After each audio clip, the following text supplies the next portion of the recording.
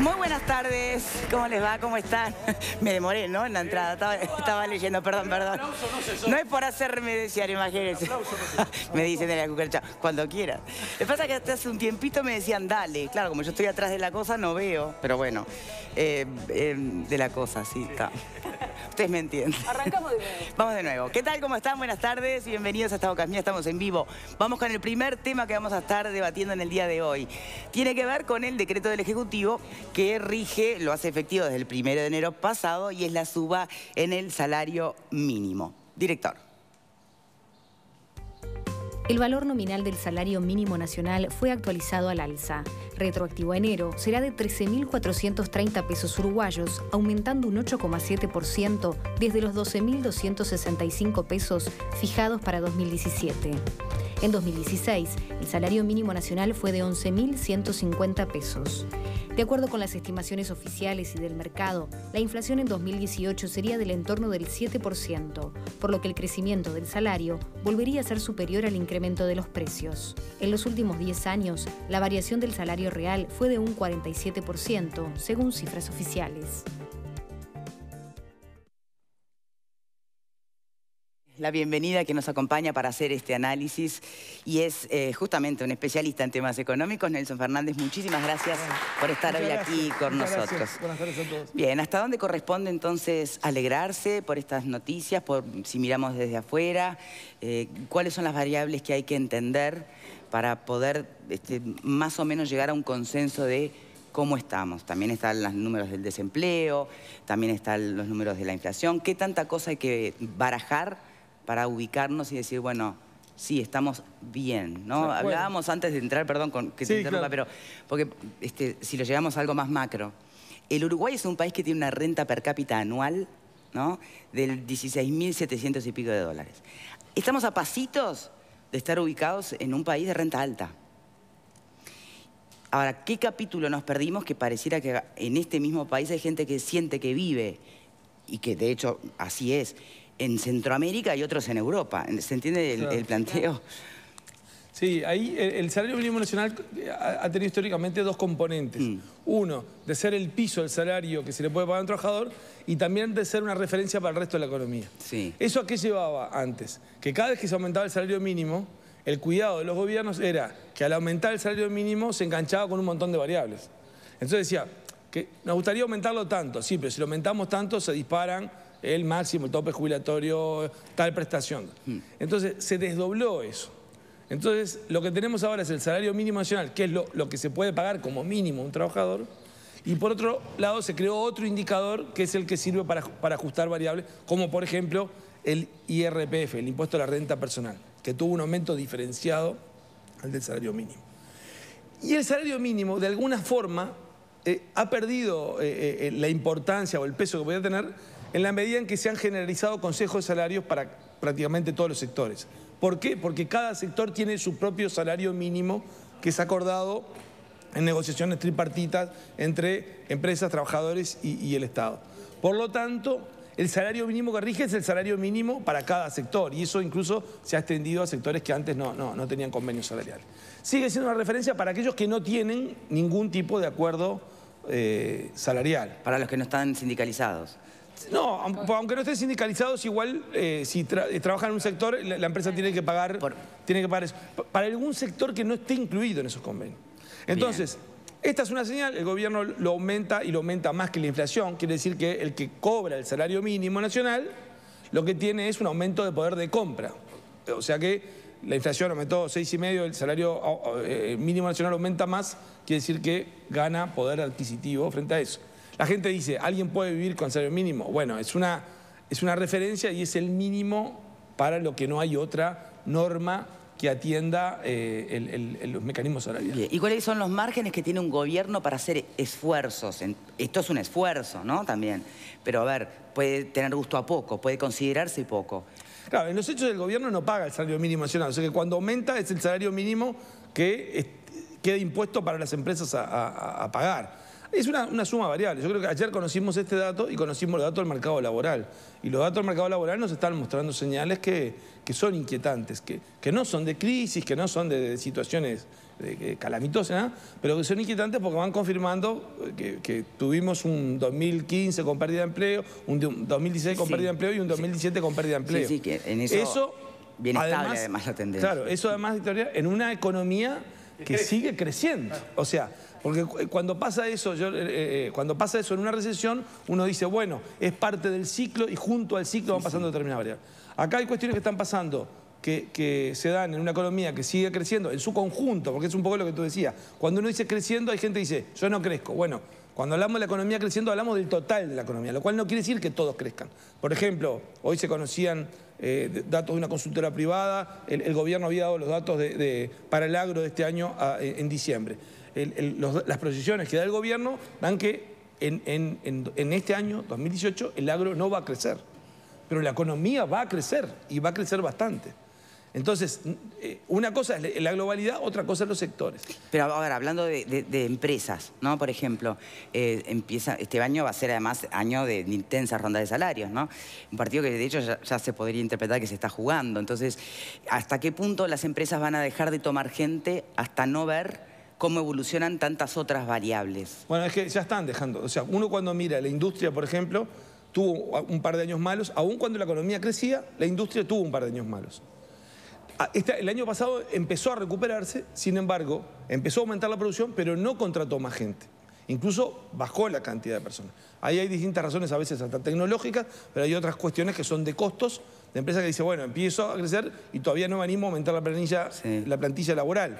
O sea que eso ya lo estamos viendo, ¿no? Y eso es lo que se está reflejando en los números que conocimos ayer, donde hay un leve aumento del desempleo, pero también hay un aumento de la gente que tiene problemas. Cuando salen los datos de desempleo, es la gente que busca trabajo y no encuentra. Pero hay otra gente que tiene trabajo, pero que tiene trabajo de mala calidad. Eso en los últimos años había ido mejorando y ahora lo que estamos viendo es que también se ha deteriorado aumentando la cantidad de informales. O sea que tenemos un panorama donde el salario mínimo nacional es una garantía, pero hoy el problema no está en el salario, porque el salario ha crecido todos estos años como no creció nunca. Yo la estaba mirando, o sea, la evolución ha seguido creciendo.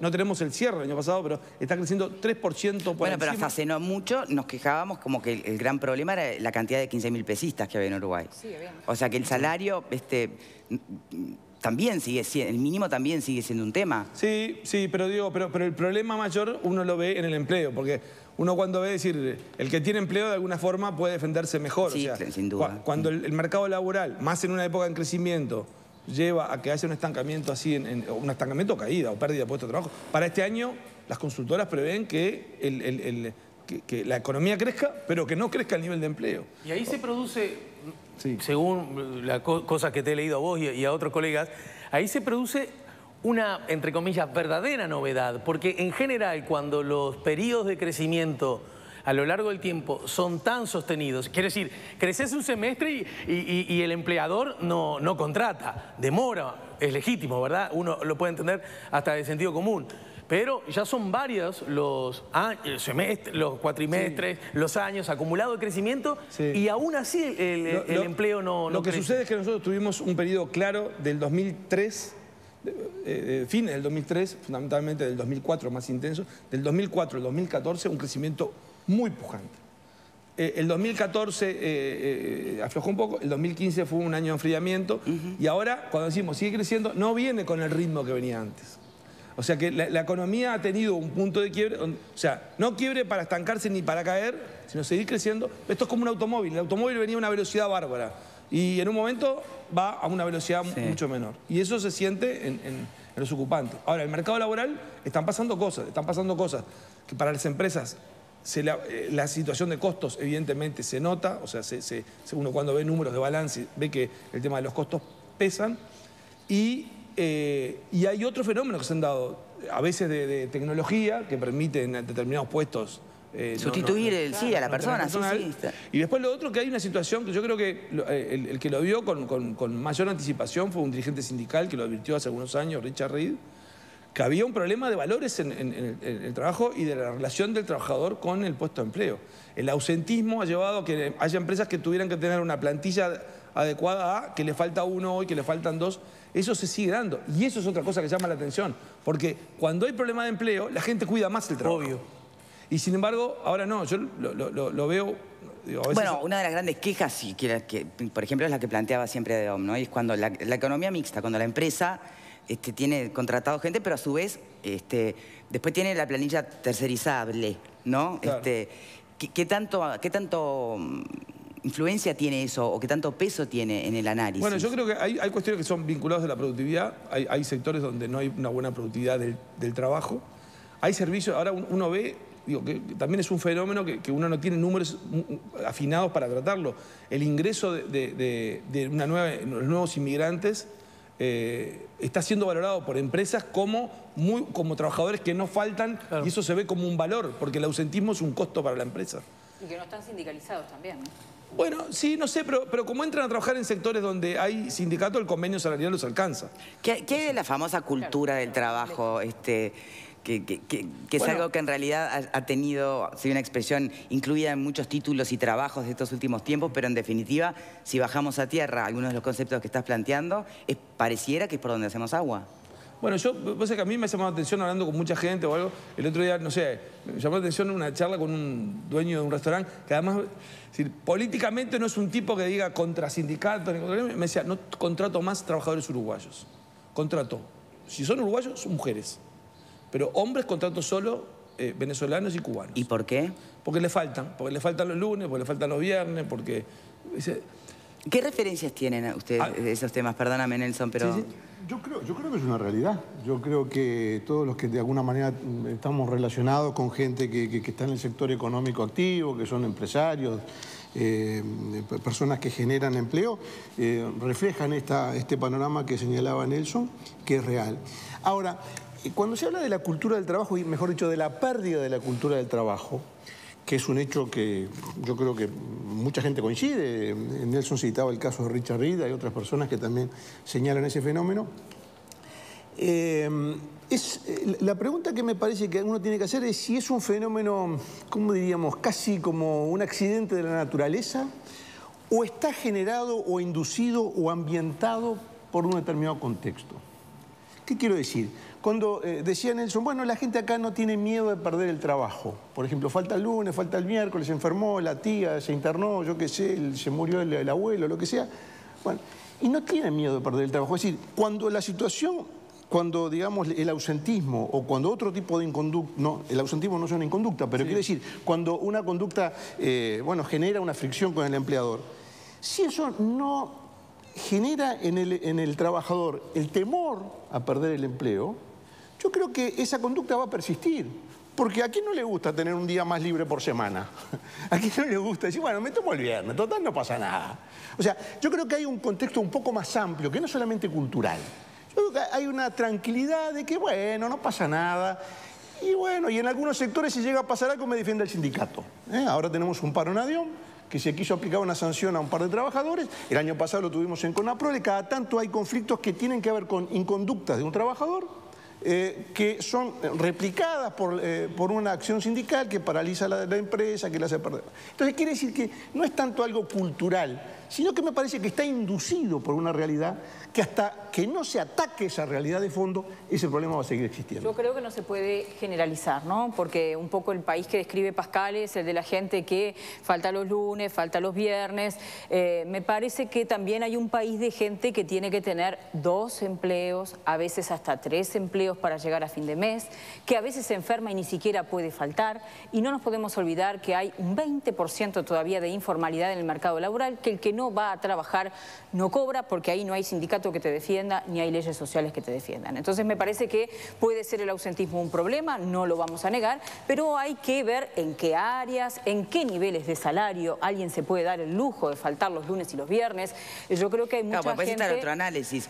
Si te pagan 2 pesos...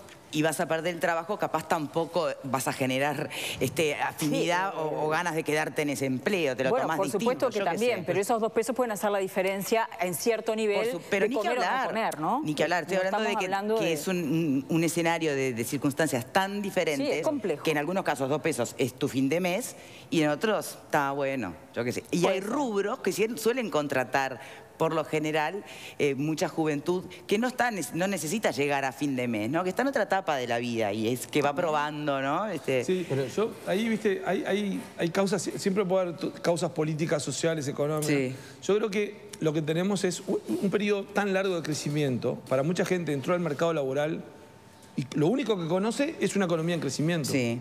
O sea, la gente antes estaba más adecuada a los ciclos y decía, bueno, hay que guardar para cuando venga mal.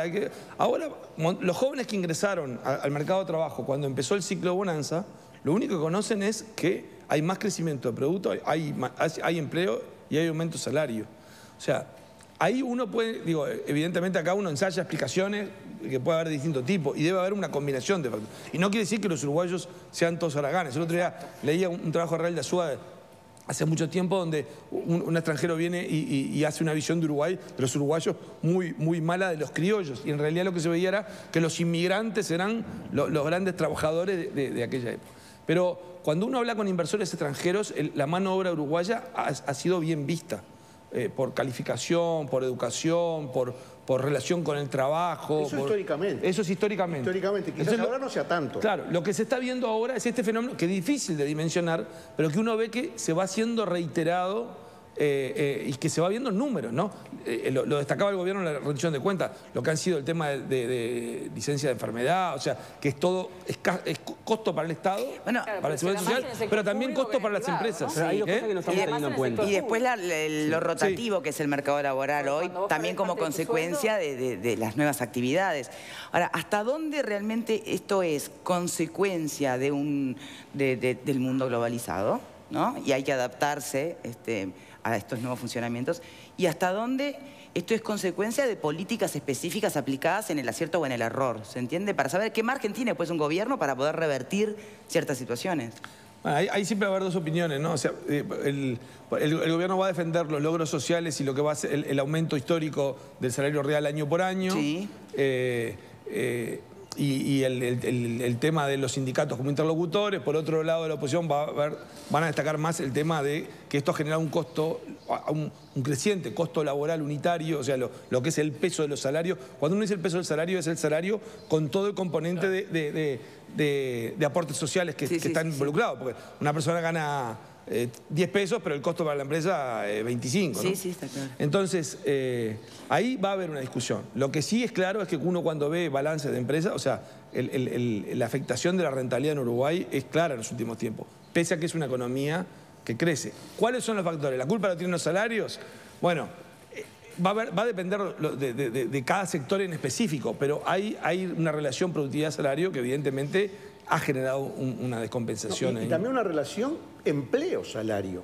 O sea, porque si uno lo mira el empleo como la cantidad y el salario como el precio, claramente son dos variables que están muy interrelacionadas. Es decir, obviamente cuando el salario cae, y esto es una cosa mala para los trabajadores, cuando el salario cae, aumenta la oferta de empleo, porque una cosa que es más barata tiene mayor demanda. Cuando el salario sube, evidentemente el empleador se retrae, porque ese costo le afecta mucho en el producto o el servicio que genera. Entonces hay una relación clarísima entre empleo y salario. Lo decía el ministro Astori, estaba releyendo prensa de hace un par de semanas porque estuve de vacaciones y me puse al día, una entrevista del ministro Astori de fin de año en Búsqueda, donde claramente él decía que la prioridad de este año para el gobierno iba a ser el empleo. Lo subrayaba expresamente. Quiere decir que esa interrelación de la variable, de la relación entre empleo y salario, está en la consideración del gobierno. Ahora, es un año en el cual vamos a tener negociaciones de consejo salario. Yo lo veía con la gente del Ministerio de Economía que está trabajando, todavía no están los lineamientos, pero es una cantidad enorme que hay de grupos que negocian. En esos hay grupos que están bien, hay grupos que son de economía que está bien, hay otros que no está bien. Por ejemplo, ahora los que ya vencieron son bancarios, industria láctea, y ahí se van a negociar convenios que van a durar hasta el gobierno siguiente. O sea que los sindicatos van a jugarse mucho en un año en el cual además hay congreso del PIT-CNT, que también eso genera una efervescencia muy especial, en un año que es la última rendición de cuentas con incorporación de gasto, y en el fondo con un tema que tenemos los uruguayos sin resolver, que cuando se habla del déficit fiscal la gente lo ve como algo ajeno, pero el país está viviendo por encima de sus posibilidades. ¿Cuánto? Y 2.000 millones de dólares más. Bueno, o sea, ese tema que es difícil, que es fácil identificarlo, pero que no es fácil resolverlo, porque cuando uno dice, bueno, habría que adecuarse. Si le das a cada uno la tijera, va a cortar por un lugar distinto y es muy difícil. Estamos hablando, no es de una tijerita, estamos hablando de que todos los años los uruguayos vivimos a cuenta de lo que van a pagar los que vengan después. Y te estás generando deuda. Digo, la gente le cuesta identificar cuando uno habla de tantos millones de dólares. Pero para que se piense esto, este año la gente que trabaja en el Ministerio de Economía, que tiene que salir a buscar deuda para tapar el agujero, tiene que conseguir 2.000 millones de dólares para el déficit de este año. Y 1.000 millones de dólares más para déficits anteriores que deuda que vence ahora.